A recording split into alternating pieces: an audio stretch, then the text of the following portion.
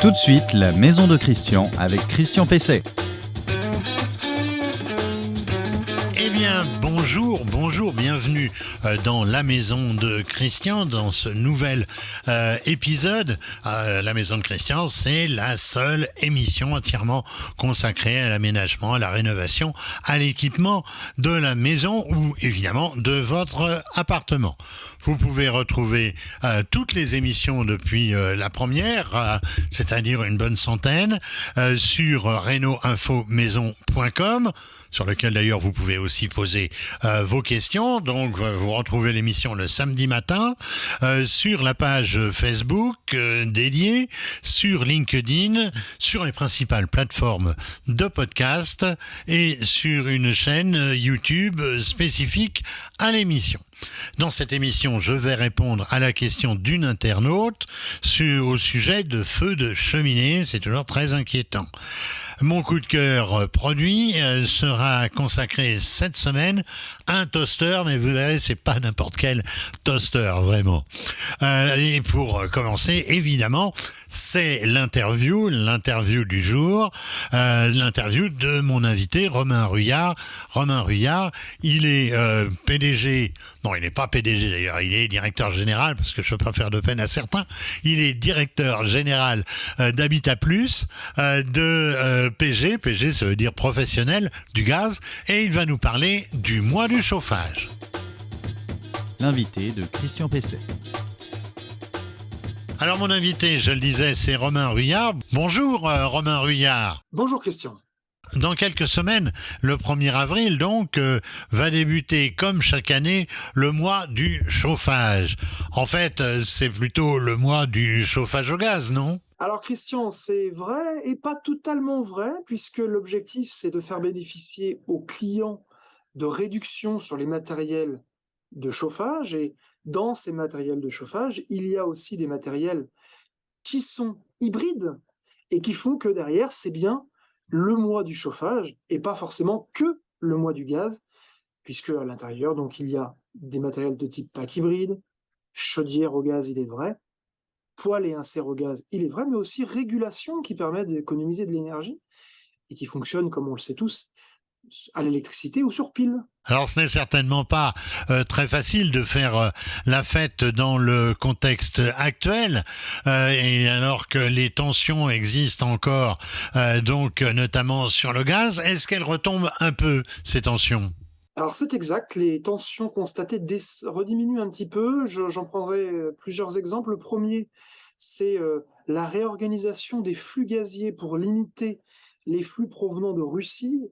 La filière gazière a été extrêmement réactive sur ce point, et aujourd'hui beaucoup plus de gaz provient des pays plutôt de l'Europe de l'Ouest, voire par bateau, par GNL, pour faire en sorte de contraindre la Russie à diminuer ses exportations de gaz, mais aussi tout simplement parce que, et ça se voit sur les cours du prix du gaz aujourd'hui, les cours à la bourse diminuent, ce qui devrait se ressentir sur les factures des clients dans les prochaines semaines. Donc oui, les tensions diminuent et on est bien content. À part vous, quels sont les organisateurs, les participants de cette manifestation ? J'imagine que vous avez un certain nombre de partenaires. On a un partenaire en effet historique sur cette affaire, c'est bien sûr le distributeur GRDF qui nous accompagne pour faire en sorte que cet événement soit un succès, c'est le premier point, et je le rappelle, il propose le raccordement gratuit durant cette opération, mais nous en avons aussi une trentaine complémentaires qui, pour le coup, alors là je vais les faire par famille, hein, c'est les fabricants de matériel de chauffage, pack hybride, chaudière très haute performance énergétique, mais aussi poêle et insert gaz pour d'autres typologies de fabricants. Nous avons aussi ceux qui proposent des régulateurs en lien avec les marques de matériel de fabricants d'appareils de chauffage, ou indépendants, voilà, tout simplement. Et je rajouterai bien sûr les propaniers qui se joignent à cette aventure pour proposer la citerne et le raccordement à la citerne gratuit, ou des offres de marché qui soient sur des prix bloqués pendant plusieurs mois, voire années.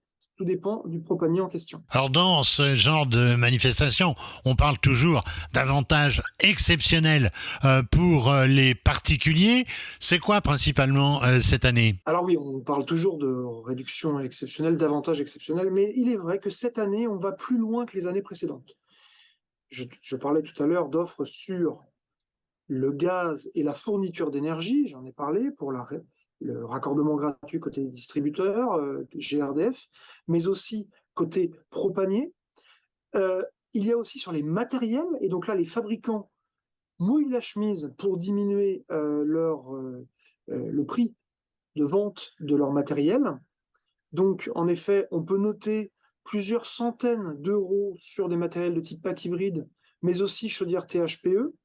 Et là où on va plus loin que les années précédentes, c'est que là où les professionnels devaient s'inscrire à l'opération pour être finalement désignés et visibles comme étant des partenaires à l'opération, on souhaite, eux, qu'ils fassent bénéficier de réductions eux-mêmes sur le prix qu'ils vont proposer. Alors, prix sur les machines elles-mêmes, donc complémentaires aux produits pack hybride, chaudière THPE ou poêle et insert, mais aussi sur leur acte qu'ils proposent. Acte de maintenance, acte d'installation, euh, acte d'entretien, ou que sais-je. Donc finalement, derrière, nous voulons vraiment faire bénéficier aux particuliers d'une baisse du reste à charge qui soit un peu importante, et pour que cet événement soit vraiment un événement gagnant-gagnant. Est-ce que ces avantages sont de nature à convaincre les particuliers de rester fidèles au gaz et pourquoi pas d'y venir? L'objectif, c'est de faire en sorte d'aller potentiellement chercher des clients, mais aussi en pérenniser, hein. Donc, l'ensemble de ces offres sur ces matériels devrait convenir à n'importe quel type de population. Mais il est vrai que pendant ce mois d'avril 2023, oui, c'est des offres qui peuvent aller jusqu'à 1500, voire 2000 euros si les planètes s'alignent, hein. Donc, c'est des offres qui ne se voient pas tous les jours, et donc il est intéressant d'aller chercher. Je suis bien sûr dans une logique où je ne parle pas des aides de l'État qui sont encore disponibles. Je pense par exemple au C2E, au coup de pouce, aux aides locales, à la TVA à 5,5 ou sur la PAC hybride de MaPrimeRénov'. Donc, hors tous ces dispositifs étatiques, il y a moyen d'aller faire de 1500 à 2000 euros au maximum d'économie sur la facture. Et pour les professionnels, qu'est-ce qu'ils ont à gagner à participer à votre action? Eh bien, ils gagnent en visibilité, c'est bien la mission de l'Association professionnelle du gaz. Nous mettons en place un dispositif médiatique qui, pendant le mois du chauffage, sera de la radio, une campagne radio donc sur les grandes radios nationales françaises, mais aussi chez les indépendants, hein, les petites radios locales, où nous allons avoir un spot qui va faire en sorte d'aller avec un niveau de répétition important qui fait que les particuliers vont entendre parler de ce mois du chauffage, qui vont donc ensuite aller se retourner vers les partenaires mois du chauffage. Et notre dispositif va être très complet puisque, avec les bannières digitales sur lesquelles les particuliers vont aller cliquer, et derrière, l'association PSG met à disposition une cellule qui viendra rappeler le particulier pour s'assurer du vrai besoin qu'il a déclaré vers les professionnels, et sera mis en relation ces particuliers avec ces professionnels partenaires de l'opération Mois du chauffage, afin vraiment que le professionnel y tire un intérêt majeur en visibilité et en travaux, forcément. On a beaucoup parlé dans la maison de Christian du gaz vert, mais ça semble toujours avoir du mal, on va dire, à s'imposer. Est-ce que les choses évoluent? C'est quoi et pourquoi c'est intéressant le gaz vert? Donc, le gaz vert, c'est quoi? C'est un gaz produit à partir de déchets putrescibles. Donc ça, c'est le gaz vert qui est à mettre en opposition avec le gaz dit fossile qu'on vient chercher dans les nappes et qui s'est fait à partir de millions d'années de travail de par voilà, les gisements naturels de la Terre. Donc le gaz vert, c'est un gaz local, produit en France, qui a les mêmes caractéristiques que ce gaz dit fossile, et qui est compatible absolument avec les appareils gaz qui sont actuellement sur le marché, mais qui sont évidemment aussi vendus par les fabricants. Donc oui, nous en parlons, mais nous en parlons surtout par la compatibilité de ce gaz avec ces appareils durant le mois du chauffage. Pour un particulier, comment savoir quels sont les chauffagistes qui participent à votre mois du gaz? C'est très simple, donc 2 possibilités, j'en parlais.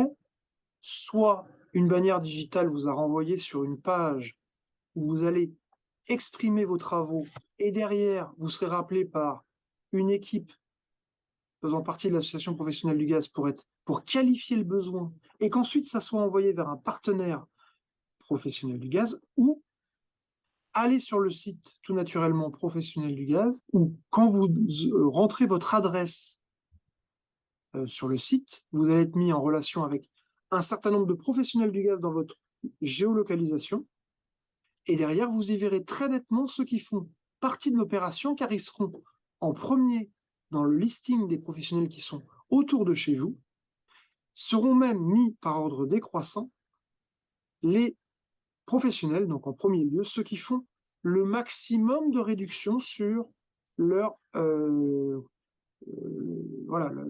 offres sur, je le rappelais, sur l'installation, sur la maintenance, en lien avec les appareils gaz qu'ils proposent. Et côté professionnel, comment peuvent-ils s'inscrire? Est-ce qu'ils peuvent d'ailleurs s'y inscrire à quelques semaines donc du début de votre manifestation? Alors tout à fait, on est à quelques semaines du 1er avril. Il est toujours temps de s'inscrire pour être partenaire mois du chauffage. Pour cela, il suffit de se rendre sur l'espace connecté des professionnels du gaz, l'espace bleu pour ceux qui ont l'habitude, d'aller dans mois du chauffage, s'inscrire. Quand on s'inscrit, il faut y expliciter clairement les offres qui seront faites par le professionnel en question. Et une fois que l'inscription est enregistrée, eh bien, sur la carte des professionnels sera indiquée clairement l'offre proposée par les professionnels. Il est toujours temps, jusqu'à la dernière minute, de le faire. Aujourd'hui, quelques chiffres tout de même. On est à quelques semaines de l'opération. Nous sommes déjà à 800 partenaires professionnels du gaz qui nous proposent jusqu'à plus de 1 000 € sur certains appareils. Et la moyenne des offres proposées par les professionnels sont de l'ordre de 250 € en plus que les fabricants proposent. Merci Romain Ruyard. Je rappelle, vous êtes directeur général d'Habitat Plus et de PG Professionnel du Gaz. Votre question à Christian Pesset. Alors la question qui m'a été posée, c'est celle d'Ève.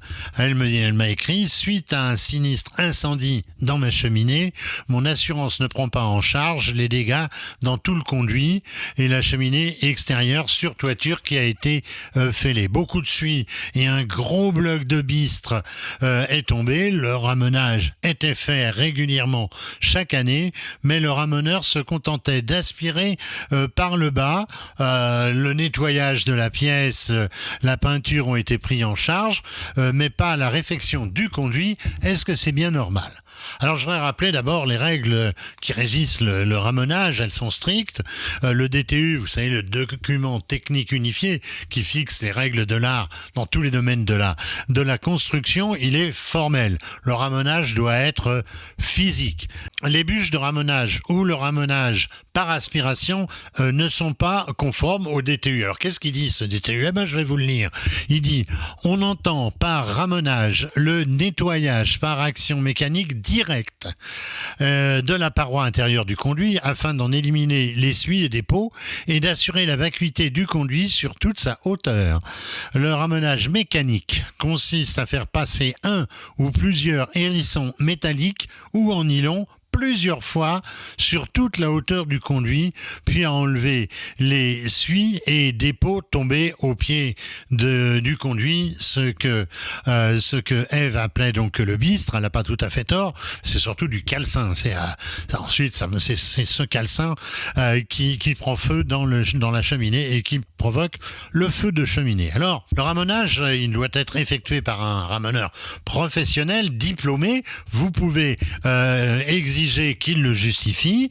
L'accumulation de suie et le fait qu'un énorme paquet de bistres soit descendu dans le conduit démontrent que ces opérations n'ont pas été conduites normalement. Le certificat de ramonage, vous en pourrez ensuite le donner à votre assurance ou à votre propriétaire si vous êtes locataire. Alors je le disais, une simple facture ne suffit pas, il faut aussi vérifier la validité de l'entreprise, son inscription au registre de métier ou au registre du commerce. L'assureur, lui, doit motiver les raisons pour lesquelles il vous a opposé un refus de prendre en charge la réfection du conduit au titre de l'assurance incendie. Selon moi, vous devriez vous retourner contre le ramoneur après avoir fixé le préjudice que vous aurez subi. Une succession, si elle a été bien faite, de ramonage devrait aboutir normalement à la vacuité, comme on dit, du conduit. Et évidemment, ce n'était pas le cas puisqu'il y a eu un feu de cheminée. Alors, si vous bénéficiez de la clause protection juridique, votre assureur devra vous assister dans vos démarches à l'encontre du ramoneur. Je vous rappelle aussi que vous devez ramener une fois par an dans un certain nombre de départements, mais dans beaucoup d'autres, le règlement sanitaire départemental impose 2 ramonages par an. C'est peut-être aussi l'une des raisons pour lesquelles l'assureur a refusé de vous indemniser si, par exemple, vous aviez dépassé les 6 mois entre la date du premier ramonage et du second, si jamais la réglementation dans votre département impose 2 ramonages. Le coup de cœur produit de Christian Pesset. Alors, mon coup de cœur produit, je parle pas souvent d'appareils électroménagers, c'est un toaster. Pourquoi ? Parce que ce toaster, il est intelligent. Si maintenant les toasters deviennent intelligents, où va-t-on ? Je sais pas si vous êtes comme moi, mais tous les matins, je galère pour faire griller mes tartines de pain. C'est trop cuit, c'est pas assez cuit, c'est carbonisé. Je pense que c'est du vécu pour pas mal d'entre vous. Alors j'ai trouvé l'appareil idéal, c'est le grille-pain Toasty One, un toaster, je l'ai dit, qui se présente comme intelligent, ou qui est présenté comme intelligent, car il permet d'obtenir du pain grillé au goût de chacun, les 2 tranches, puisqu'il y a 2 fentes comme beaucoup de toasters, les 2 tranches de pain pouvant être toastées, tenez-vous bien, de manière différente.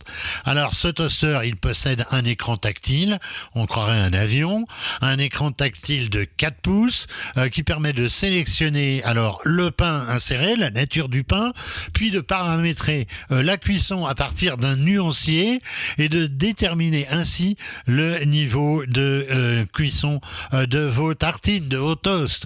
Il suffit d'appuyer sur la touche toast, une fois que tout ça est réglé, et l'appareil fait le reste, ça monte, ça descend, ça marche tout seul. Un algorithme ajuste automatiquement la puissance de chaleur en fonction du niveau choisi dans chacune des fentes. Donc vous pouvez avoir 2 niveaux de cuisson. Alors le toaster peut mémoriser jusqu'à 8 réglages pour tous les membres de la famille. L'appareil retient l'humidité pour offrir une texture croustillante en surface et une belle coloration dorée et on va dire du moelleux à l'intérieur de vos toasts. Alors c'est donc le Toasty One de chez Tineco. Tineco, c'est une marque d'électroménager plutôt de luxe. Ce n'est effectivement pas très bon marché puisque je crois que c'est autour de 330 €, peut-être un peu moins sur Internet, je ne sais pas. Mais je trouve que ça vaut le coup, c'est vraiment du matériel assez extraordinaire. Alors, bien voilà, la maison de Christian touche à sa fin. Bientôt une nouvelle émission, c'est-à-dire samedi prochain, une nouvelle émission. Merci à Adrien qui est à la préparation Alors merci à Adrien qui est à la préparation de l'émission et puis aussi à sa prise d'image et à sa diffusion. Vous retrouverez donc l'émission sur renoinfomaison.com, je vous l'ai dit, là où vous pouvez poser aussi vos questions sur les plateformes de podcast, sur LinkedIn, notre chaîne YouTube La Maison de Christian et la page Facebook de l'émission. Travaillez bien dans ce week-end, reposez-vous quand même un peu, travaillez bien, mais ne présumez pas de vos forces et de vos compétences. N'oubliez pas qu'il est souvent plus économique de faire appel à un professionnel. Je vous dis à la semaine prochaine.